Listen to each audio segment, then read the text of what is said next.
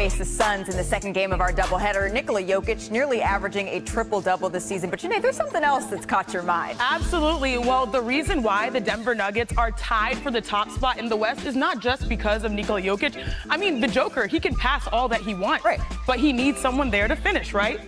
Time for Aaron Gordon to enter the chat. Because just like that, because AG is one of the best in the league at moving without the ball. He has excelled in cut plays this season. That means he has averaged, check out these numbers, because I want to talk nerdy to you. Ooh. He averages 1.53 points per cut play. He shoots 84% and scores 81% of the time on cut plays. Those figures lead the NBA amongst qualified players. So you know what time it is. Let's run me my tape. Producer Rick, baby. So this is one really cool cut play because everyone knows Jokic and his talents. He will attract the whole cavalry. But watch this. He doesn't settle for the outside shot. He's shooting a career-high 68% in the paint and also scoring 10 paint points per game just off of cutting. Way to go, AG. And Aaron Gordon, he has proven that he is a high flyer. We all know this, dunk contest, all of that. We love that. But this year is no different. He is tied with Rudy Gobert. Perk is back in the building. Second in the league with 101 dunks. Only Giannis ranks ahead of them with 113. Flex Giannis as well. But you can't forget this dunk because this one stole all of our hearts. Yes. This was on Christmas Day. Let's show y'all again. We had to run it back. I mean, what? I feel like this dunk should have counted for about 10. Yeah. Or maybe been an upper room winner. And this is the NBA Today Tonight here on Countdown. It didn't win upper room. I have a bone to pick with Vince Carter, but respect to Dr. J. Yes, big respect to Dr. J. I mean, this is just an absolutely monstrous dunk, Janae. Insane. And the Nuggets, they're winning. They're winning, period. They're winning, period. But Nikola Jokic, I mean, he is a huge reason, like you mentioned, in addition to Aaron Gordon, the primary reason. So let's take a little bit of a deeper dive into what he's been able to do because he's a statistical unicorn. He's on pace to become the first player to average 20 points, 10 rebounds, 5 assists, and shoot 60% from the floor in a season since Wilt Chamberlain in 66-67. Even anytime you're in that conversation, it's impressive. And then 6'11" Jokic, he's also putting up point guard assist numbers. He's averaging 9.7 assists. It would be the most in NBA history by a center, passing Wilt Chamberlain's 8.6 in 1967-68. And then Jokic, he's also had 11 triple-doubles this year, leading the lead for the second straight season. And then earlier this season, he also passed Wilt Chamberlain for the most career triple-doubles by a center in NBA history. So you're sensing a little bit of a theme here. I don't know how you can pick, Rich, but if you had to pinpoint the most impressive part of Nikola Jokic's game, what would it be? Oh, that's tough. I think the most impressive part of his game, I think he's always this passer. He was always a rebounder and scorer. I would say his basketball IQ and his understanding of when to raise his level. There are times, like his scoring is down this year from his prior MVP season. By design, but his assist numbers are up. So that tells me that he scores when he needs to, and he knows how to get everyone else involved. Yeah. Part of the success of their roster construction this year and adding, oh my God, I just had a complete brain. Bruce Brown, Jeff Green. Not Jeff Green. KCP. Braveheart. KCP. Please don't let that. No. I'm saying adding KCP, adding the roster construction that they did has been so impressive. Bruce Brown. Those to me that when you put them there, Jokic makes everyone feel at home. I got you. Where do you want the ball? Yep. Like I played with Jason Kidd, and Jason Kidd was like, "How do you want me to throw the lob?" He makes everyone feel at home because he has such an immense basketball IQ. Right. That to me is what's been most impressive. Perk. I mean, I said it once and I'm gonna say it again. With all due respect to Akeem Olajuwon, my idol growing up, Clutch City, and everything and more. Shanae, you know about this. Let's go. He's the most skilled center to ever play the game of basketball. When you don't have that stupid or athleticism like the rest of the centers, when you have you have to rely on skill set and IQ, it's solely based off of him just outsmarting people in his skills, right?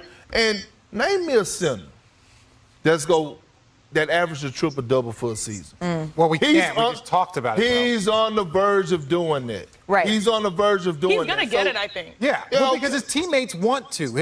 One thing that he doesn't do the hockey assist, right? What me and Perk were talking about earlier. It's not the pass that leads to the pass for Jokic. When he passes that ball, his teammates are looking to score. So if he's at 9.7, best believe every time his teammates touch that ball, they're going to fire it, especially towards the end of that season, because that's what you do for your teammates to help him. Because if he gets a triple-double, that's going to help his MVP cause. There's a reason why we saw that perfect game, and he's going, 10, and then 15. Right. Those assist numbers are going to continue to creep up because it's the same narrative when you're trying to win MVP. Like we saw with Russ, you want to guarantee that. Right. And I think you love it when you see your teammates are invested in your success as well. And it's not just the empty stats for him. They need him to be doing this. They need him to be feeding all these different points of his game. And so that's what makes it even more impressive that we're really sitting up here talking about him joining elite company and being a back-to-back-to-back MVP. It's not out of the question. It's not out of the question to me right now when I look at what Giannis is doing, and I know all the Denver people, but the same people that were saying, look at what Jokic is doing without his teammates being primarily healthy. That was a big piece in the success that the Denver Nuggets had around Jokic. I look at Giannis right now, and with all of his guys missing so much time, how many minutes has it had the big three played together? 60, 70 minutes total all season long, and their team is sitting at third. So to me, it is a neck and neck race between Giannis and Jokic at this point in time in the season. Because Chris Middleton has only played 7 games.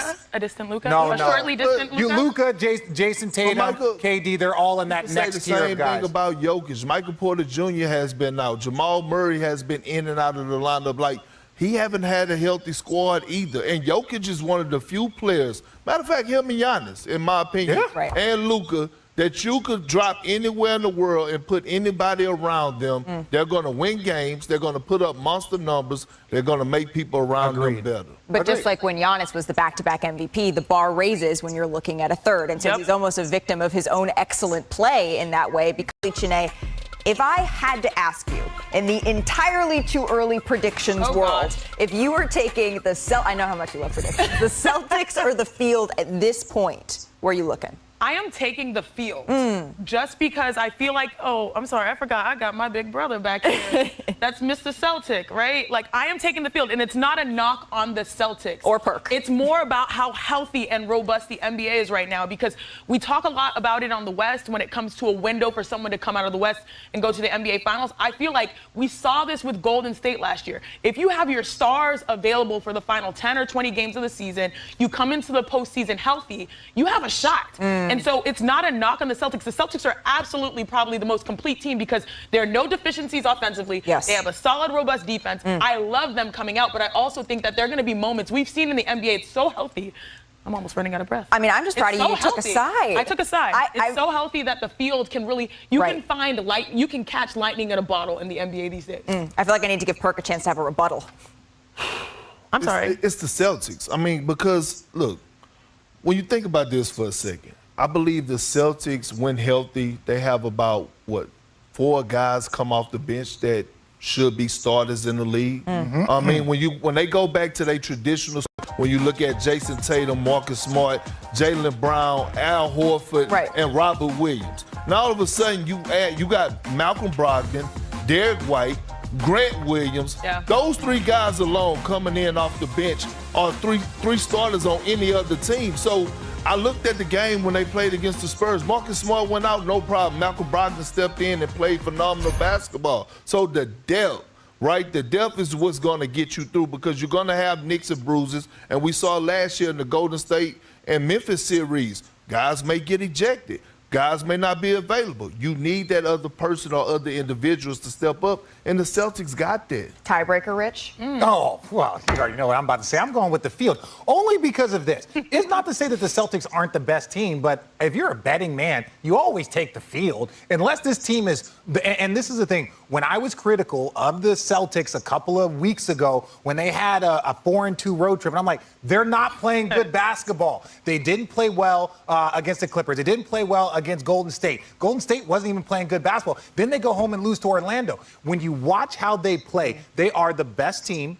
in the NBA consistently, but there's another level that they can go to. And if they don't hit that level, then I'm sorry, I'm taking the field. That doesn't mean that the Celtics can't win a championship. Doesn't mean that they're not the best team. But if you're asking me right now to put $100 on the Celtics or the field, $100. But when y'all say the field, I like for y'all to put a name on it. So when you the talk field about, is the field. No. I would like for you to say, oh, I would take this team to beat the Celtics. Well, on the field. Yeah, when the Bucks lay in the field, when Philadelphia, who's been on the up and up, when the Nets lay in the field. Y'all sitting up here is taking either one of those. I'm taking all of them in the 7 games. And you know the beauty thing about it is that we're going to keep receipts because guess what? We're going to be here till June, so we're going to be able to revisit this conversation again. The champion from 2 years ago? Perk's just looking forward to being when you're wearing your loafers. How you think I afforded these loafers? But come on, let's be real. Perk is undefeated, though. Yeah, because he ain't been here. So let's see who is going to get it tonight. Y'all ready? Yeah, let's go. Here's the first one. Giannis Antetokounmpo. He will have 13 or more rebounds against the Hawks. Perk, over, under.